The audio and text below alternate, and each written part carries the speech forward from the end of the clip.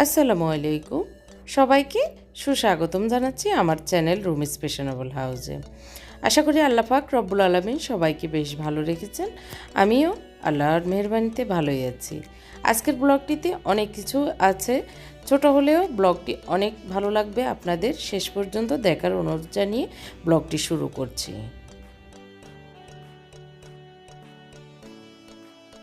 যারা আমার চ্যানেলে নতুন এসেছেন, এখনও আমার চ্যানেলটি সাবস্ক্রাইব করেননি, প্লিজ আমার চ্যানেলটি সাবস্ক্রাইব করবেন এবং পাশে থাকা ছোট্ট বেল বাটনটিও চাপ দিবেন, যাতে করে আমি যে নিয়মিত ব্লগ দিই সেগুলির নোটিফিকেশন আপনার কাছে সবার আগে চলে যায়।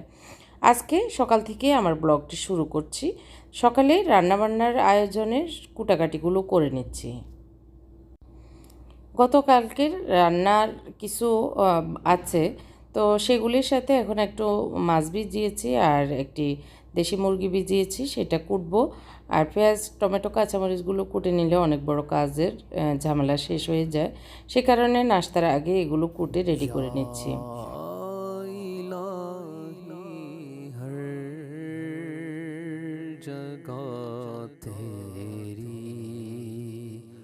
अता का साथ हो या इलाही हर जगह तेरी अता का साथ हो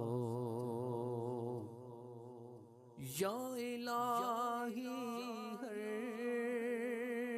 जगह तेरी अता का साथ हो या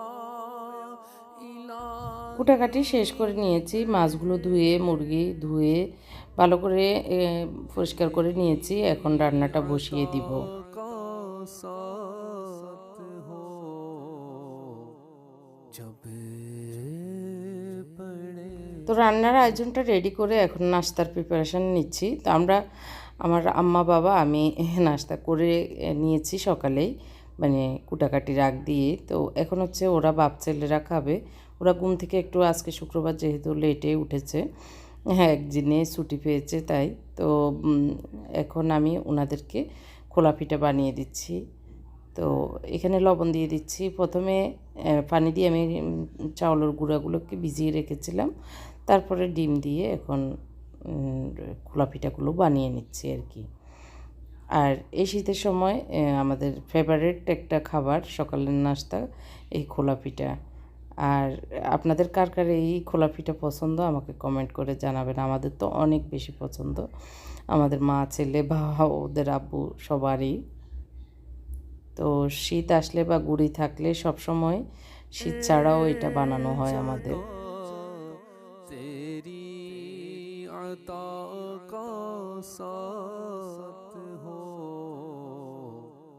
जब पड़े मुश्किल से मुश्किल कुशा का साथ हो जब पड़े मुश्किल शहे তো খোলা পিঠা খাওয়া হচ্ছে খেজুরের রস দিয়ে আর নারিকেল, মুরগির মাংস ছিল সেটা দিয়ে। খাবার দাবার শেষে এখন চা বানানোর পালা। চাটা বানিয়ে নিচ্ছি। আমি যেভাবে চা বানাই অনেক টেস্ট হয়, এভাবেই করি। আগে লিকারটা করে নিই। আর এখানে আমরা 4-5 জনের জন্যই চা বানাচ্ছি। 4 চামচ চিনি, 4-5 চামচ দুধ দিয়ে ভালো করে দুধ চিনি মিশিয়ে নিচ্ছি,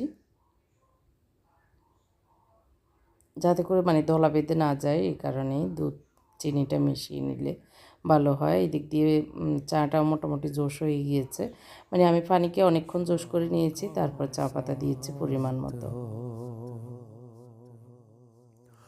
या इलाही बोल जाओ नज़ आकी तकलीफ को या इलाही बोल जाओ नज़ आकी तकलीफ को তো চাটা খেয়ে নিয়েছি, হ্যাঁ আমরা সবাই একসাথে বসে আম্মা বাবা সহ খেয়ে এখন রান্না করতে এসে দেখি যে হ্যাঁ হলুদ নেই। তো একটা কার্টুন খুললাম, মশলা লিখে রেখেছি, যার কারণে সুবিধাই হয়েছে, বুঝতে পেরেছি যে এটাতে আমার হলুদ মরিচ মশলাপাতি সব। তো ওইটা খুলে এখন আমার মানে নিত্য যে মশলার বক্স সেটাতে ঢেলে নিচ্ছি হলুদগুলি। তো অনেক আপুরা আমাকে তখন কমেন্ট করেছেন যে লিখে রাখবেন, তাহলে মনে থাকবে, ঝামেলা হবে না। তো আসলে আমি লিখে রাখি সব সময়। তো লিখে রাখাতে আসলে উপকার হয়, এটাই বাস্তবতা। যারা আগামী মাসে মানে এই মাসের শেষে বাসা চেঞ্জ করবেন, তাদের এটা কিন্তু এই টিপসটা ফলো করতে পারেন আর কি। এখানে আমি হলুদ মরিচ লবণ মশলাপাতি সব একসাথে করে নিচ্ছি, একটু মুরগি এটা মেখে নিব, তারপরে তেল গরম করে তেলে দিয়ে দিব এই কারণে। और हुस्न मुस्तफा का साथ हो और या इलाही गर्मिए महशर में जब बढ़ के बदल या इलाही गर्मिए महशर में जब पड़ के बदल दामने महबूब की ठंडी हवा। এখানে আমি সরিষার তেল গরম করে নিয়েছি, এখন মাংসগুলো মেখে রেখেছিলাম সেগুলো দিয়ে ভালো করে ভেজে নিব।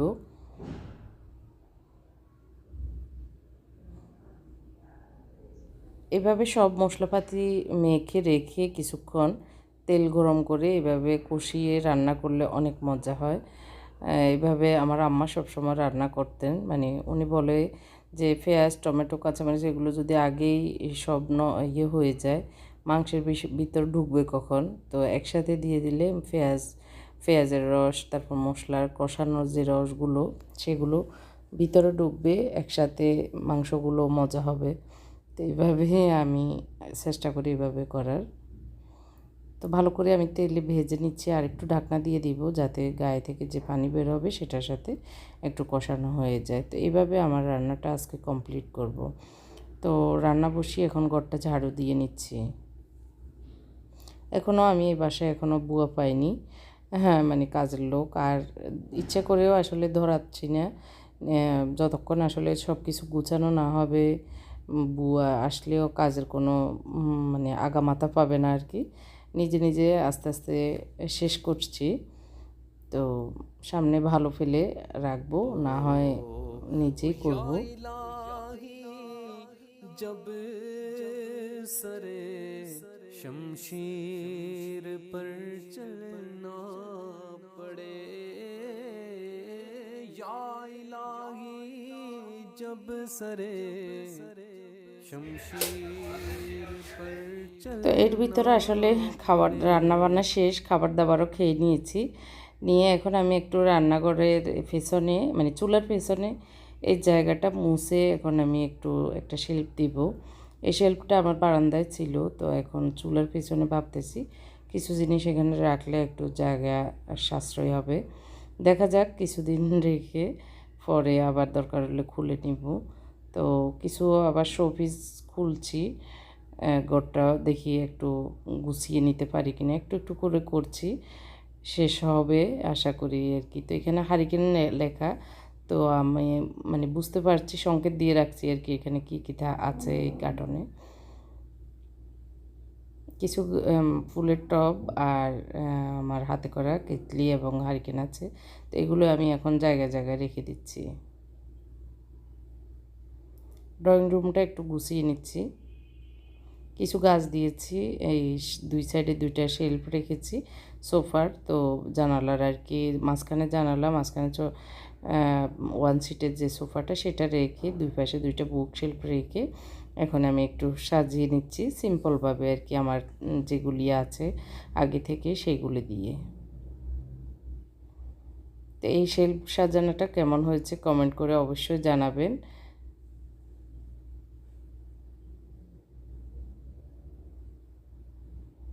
আমি একটু কালার কম্বিনেশন করেছি এখানে 3-4টা কালার অ্যাড করাতে ভালোই লাগতেছে। আর এটা একটা পুরনো স্ট্যান্ড ফুলের আর কি, তো সেটার উপরে আমি একটা সিরামিক্সের টব দিয়েছি, দিয়ে এই গাছটা আজকে এখানে দিব।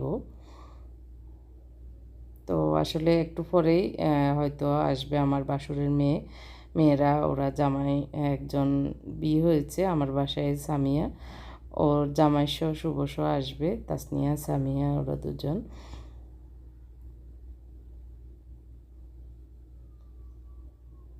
তো ভাবলাম যে তার আগ দিয়ে এগুলো একটু গুছিয়ে নিই, সেই কারণে আরও একটু মানে কাজের স্পিরিট বেড়েছে আর কি।